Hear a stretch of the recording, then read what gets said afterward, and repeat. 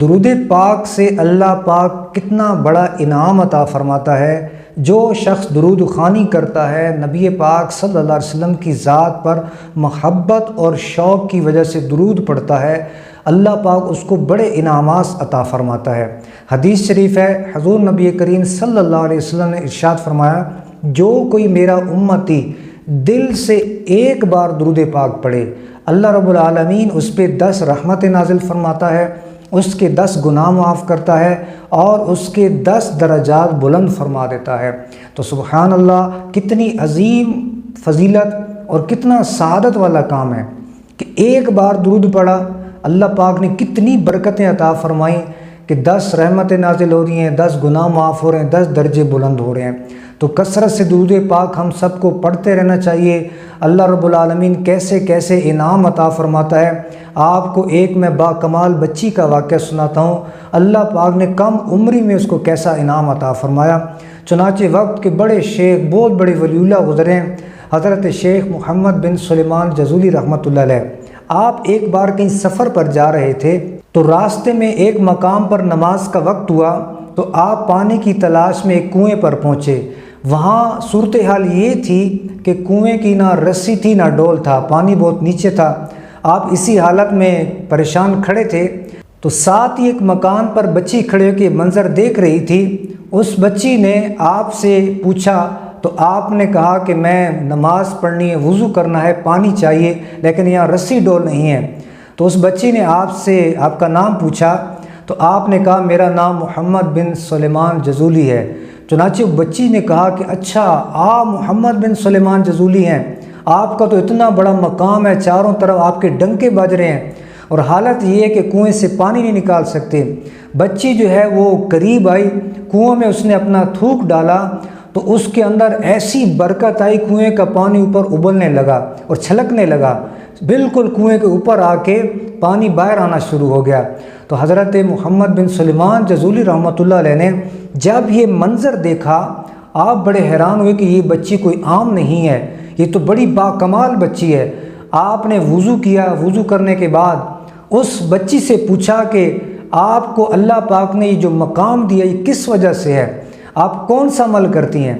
बच्ची ने कहा कि मैं हर वक्त कसरत के साथ नबी पाक सल्लल्लाहु अलैहि वसल्लम की ज़ात पे दुरूद पढ़ती हूँ, अल्लाह पाक ने इसकी बरकत से मुझे ये इनाम अता फ़रमाया है।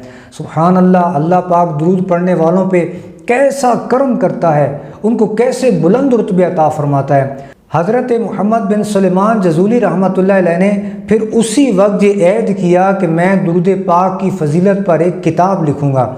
चुनाचे आपने एक किताब लिखी बनाम दलाइलुल खैरात शरीफ। ये बहुत ही मशहूर व मारूफ दुरूद पाक की एक बड़ी ज़बरदस्त किताब है, जो कि हर सिलसिला के अंदर पढ़ी जाती है, बायस बरकत है, बहुत ज़्यादा इसका विर्द किया जाता है। आपने ये सगीम किताब लिखी और उसकी वजह यही वाक़या बना था, और ये ख़ुद भी बड़े आशिक रसूल वक्त के वलीउल्लाह थे।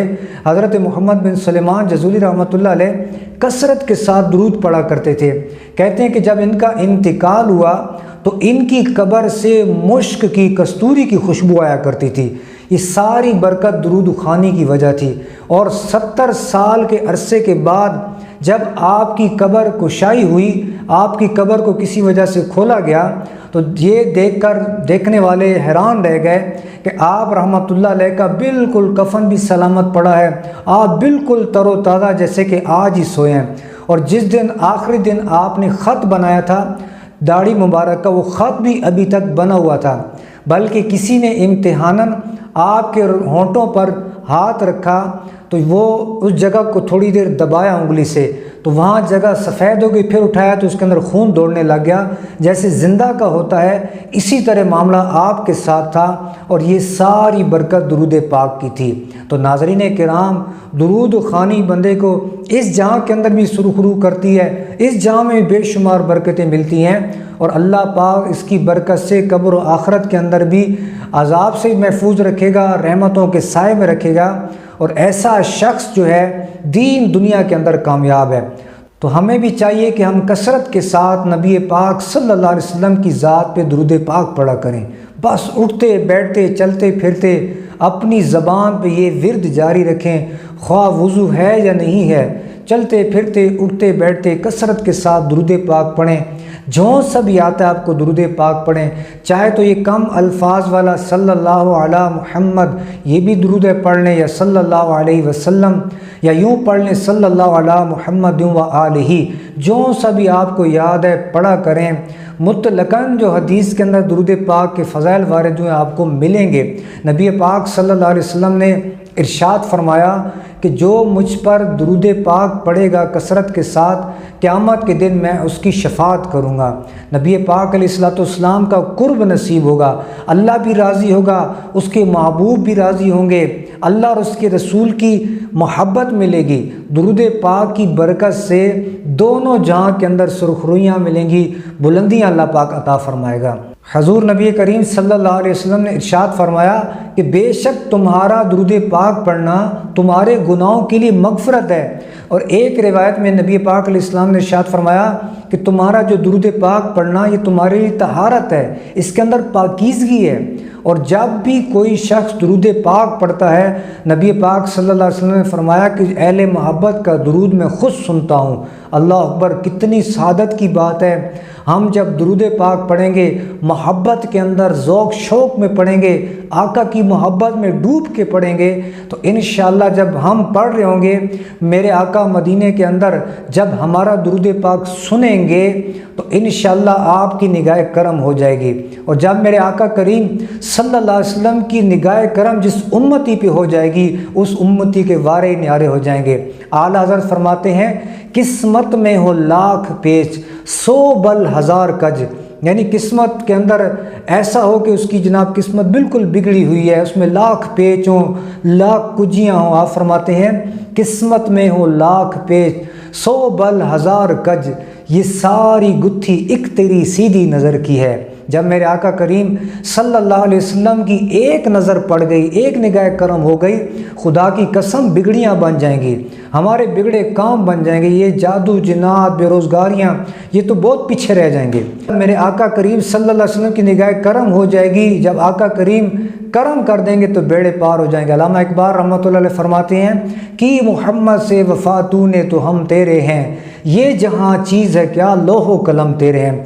आका सल्लल्लाहु अलैहि वसल्लम की मोहब्बत, उसका एक तकाज़ा ये भी है कि हम कसरत से उनका ज़िक्र करें, क्योंकि आदमी को जब जिससे मोहब्बत होती है उसका ज़िक्र कसरत से करता है। तो हमें अपने आका करीम सल्लल्लाहु अलैहि वसल्लम से मोहब्बत है, यकीनन हर उम्मती को होती है। तो उस मोहब्बत का इज़हार यूँ करे कि उठते बैठते चलते फिरते नबी पाक सल्लल्लाहु अलैहि वसल्लम की ज़ात पे दुरूद सलाम पढ़ा करें। आप देखेंगे दुरूद पाक आपको कैसे संवारेगा, आपका बातिन भी संवार देगा, आपका ज़ाहिर भी संवार देगा। ये जहाँ भी संवर जाएगा, कब्र भी संवर जाएगी, हशर भी संवर जाएगी। इंशाअल्लाह बेड़े पार हो जाएंगे, आपका दोनों जहाँ के अंदर बेड़ा पार हो जाएगा। तो नाज़रीन किराम, दुरूद खानी ऐसा वजीफ़ा है, ऐसी इसकी बरकतें हैं। एक हदीस पाक है कि जो शख्स, नबी पाक अलैहिस्सलाम का फरमान है, अत-तरगीब व अत-तरहीब की हदीस पाक है कि जो रोज़ाना 1000 मरतबा दुरूद पाक पढ़ेगा वो उस वक्त तक मरेगा नहीं जब तक जन्नत के अंदर अपना मकाम ना देख ले। सुभान अल्लाह, अल्लाह अकबर, कितना बड़ा इनाम है। जो 1000 मरतबा डेली वजीफ़ा पढ़ेगा वो उस वक्त तक मरेगा नहीं जब तक जन्नत के अंदर अपना मकाम ना देख ले।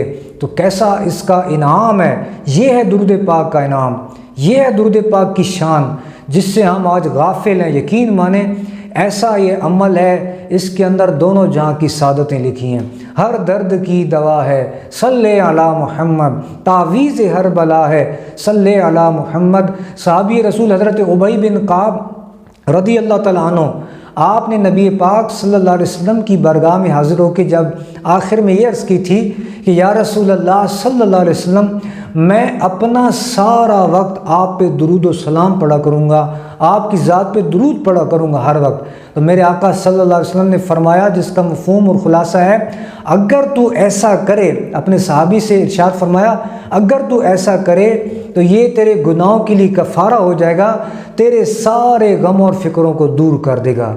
जी हाँ, अगर आपको टेंशन है, परेशानियाँ हैं, बीमारियाँ हैं, कर्ज़ेदारियाँ हैं, बे औलादियाँ हैं, रिस्क का मसला है, जादू जिन्नात का मसला है, दुखों ने घेर रखा है, परेशानियों ने डेरे डाल रखे हैं, हैं, आप अपने आका को याद करें, अपने आका की ज़ात पे दुरूद पढ़ें। प्यारे महबूब अलैहिस्सलाम पे आप जब दुरूद पढ़ेंगे, जब उनको आप याद करेंगे, गम की कैफियत में, परेशानी में जब उन पे दुरूद पढ़ेंगे, उनको याद करेंगे, तो मेरे आका अलैहिस्सलाम यकीनन आपको नहीं भूलेंगे।